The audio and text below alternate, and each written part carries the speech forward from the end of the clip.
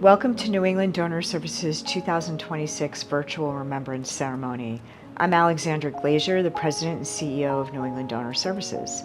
The mission at NEDS is to save and heal lives through organ and tissue donation, and we are truly privileged to do this work and see the best of humanity in the most difficult of circumstances. The ability of donors and their families to help those they don't know but know are in need reminds us of how we are all ultimately connected to one another. It is truly humbling to bear witness to donation as a shining example of altruism in action. Thank you for spending this time with NEDS and for sharing your loved one's legacy with us. It is through their gifts of organ, tissue, and eye donation that the lives of many people have been saved, improved, and healed, as each transplant has the potential to renew health and restore hope to those in need. In addition to honoring the donors today, we have the opportunity to hear recipients' stories, which demonstrate just how strong the impact the gift of donation can have on a life. Also, let us not forget that behind each recipient are those who love and care for them, for they too benefit from the gift of donation. Thank you again for your kindness and generosity in supporting the gift of donation. It's our hope that you find comfort and peace through this ceremony. I would now like to introduce Kelly Green, Manager of Aftercare Services. Thank you, Alex, and thank you all for joining us today as we will remember your loved ones who offered health and hope to others. As their gifts continue to help others live on, we take this time to celebrate the life and healing that their legacy has left. If you are joining us live, please feel free to join our live chat, helping us to create a digital mosaic of memories as we gather today. I have the privilege of leading our dedicated and compassionate aftercare services team, whose mission is to honor the legacy of donors, support donor families and recipients, provide opportunities for story sharing, and create pathways for connections. E. Cummings wrote, "I carry your heart with me. I carry it in my heart. I am never without it. Anywhere I go, you go, my dear. And whatever is done by only me is your doing, my darling. I fear no fate, for you are my fate, my sweet. I want no world, for beautiful you are my world, my true. And it's you who are whatever a moon has always meant and whatever a sun will always sing. As you hear is the deepest secret nobody knows. Here is the root of the root, and the bud of the bud, and the sky of a tree, called life, which grows higher than soul can hope or mind can hide. And this is the wonder that's keeping the stars apart. I carry your heart, I carried it in my heart." Grief is the process of sorting through the pieces of our hearts left broken by loss and eventually learning to build a mosaic of memories that we carry forward in our hearts. This community is a place where we can each lift up our loved ones who said yes to donation and support one another in navigating the places where our memories meet. At this time, I am honored to introduce a member of the aftercare team, Chaplain Katie Dalton, who will lead us in a blessing. Katie? Thank you, Kelly. Let us begin by taking 3 slow breaths to ground us in this moment.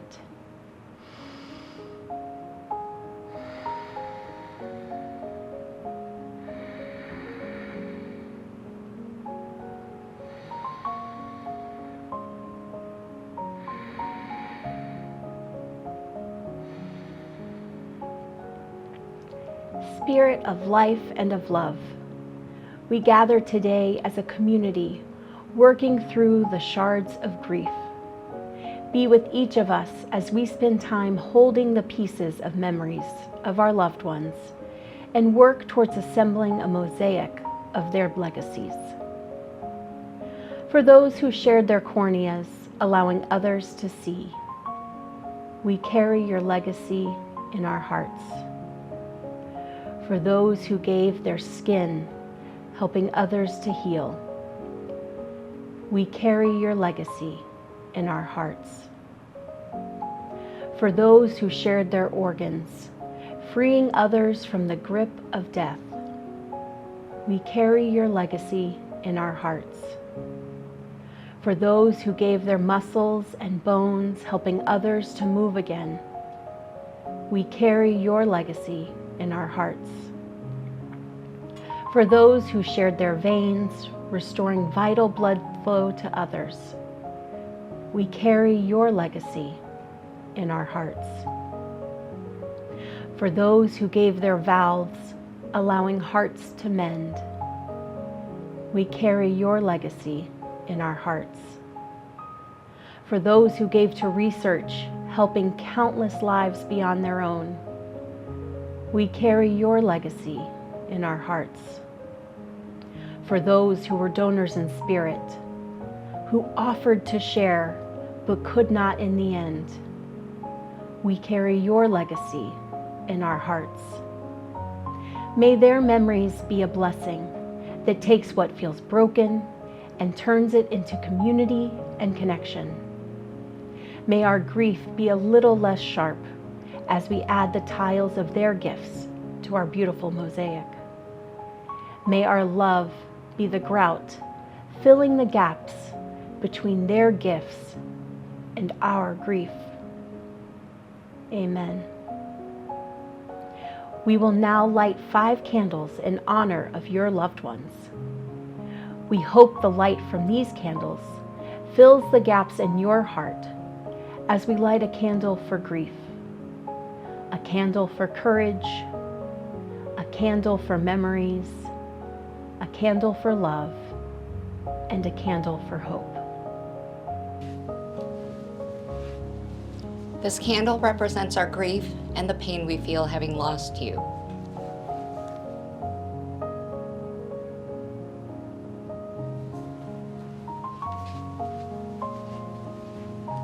This candle represents our courage to confront our sorrow.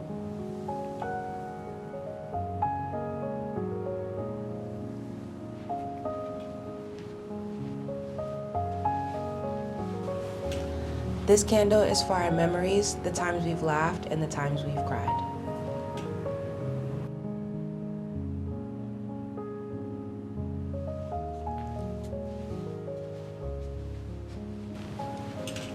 This candle represents the love your presence brought to each of us.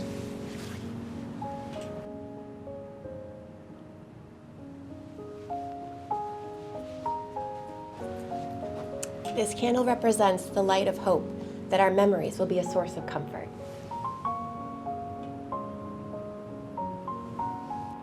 The mission of NEDS is to save and heal lives through organ and tissue donation. It is our privilege to witness the impact of the gifts your loved ones have shared. We are honored to share recipient stories with you today. These stories help to fill in the parts of our living mosaic that live beyond our loss. It is our hope that you think of your loved one living on through their recipients as you listen to these stories. Hi, my name is Bob Blanchard. I received a new heart on September 11th of 2023 at Beth Israel Hospital in Boston. Prior to my new heart, I had a long history of fighting cardiac issues, from open heart surgeries, catheterizations, pacemaker, defibrillator, medications. In the summer of 23, my heart really started to decline and the congestive heart failure really failed to the point they admitted me into Beth Israel. After much testing and going on a balloon pump and then an impeller pump, they decided it was time to enlist me to see if I could get a new heart, which miraculously within 4 days after they listed me, I received a new heart. And then from there was quite a recovery time, some rough roads past putting the heart in, and lots of physical therapy and occupational therapy to get to where I am now, where I can stand and I'm feeling better than I have in many, many years.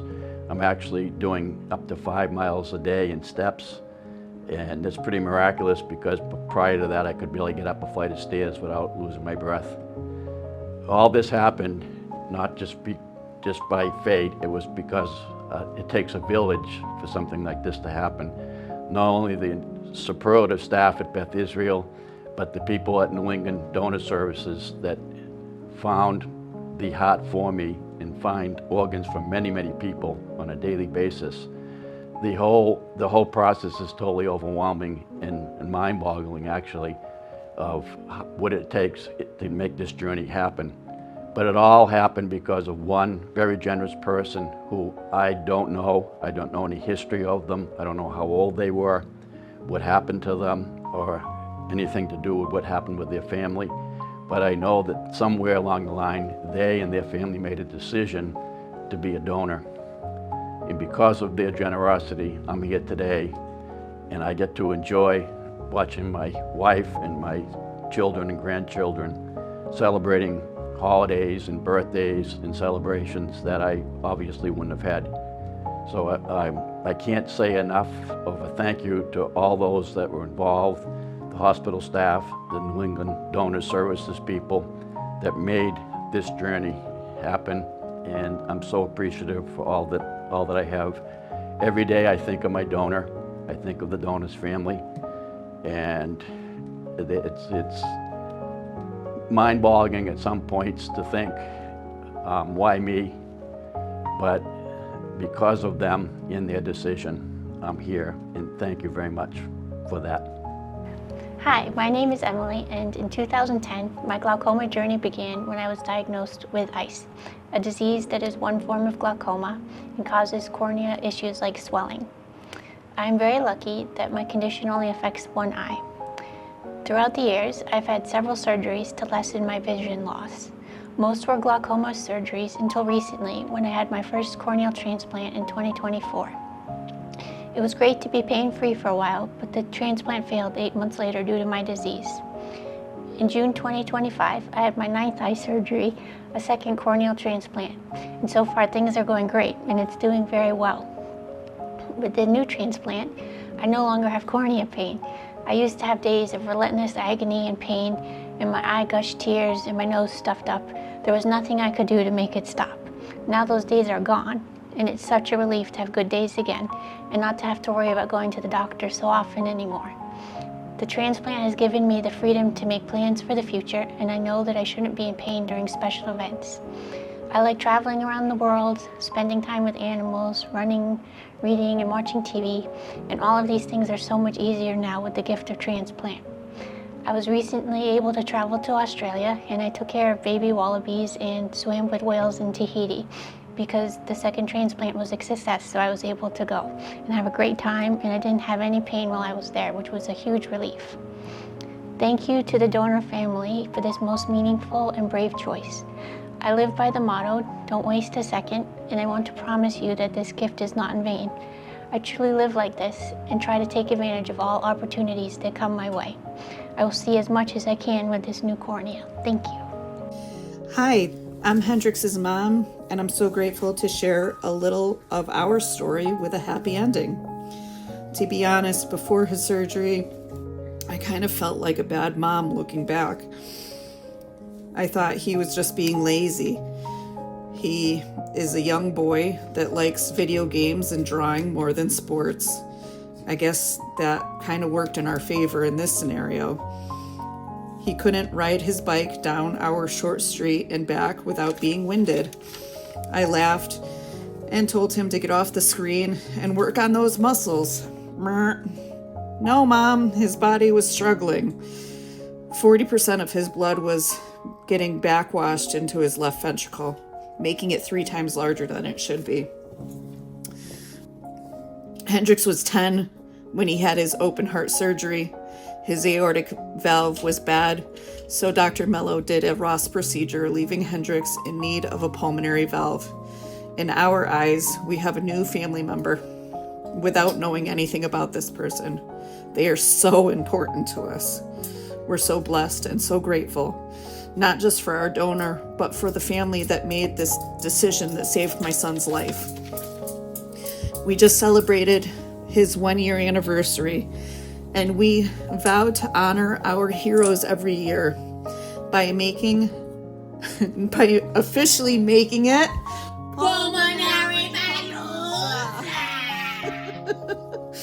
That's Pulmonary Palooza every November 11th. we just want to say thank you to everyone for everything that you do.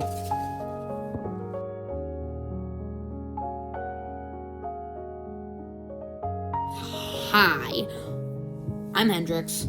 I'm healthier and now I'm happier than ever before. I chose to be baptized this past May, so I see life a little differently now.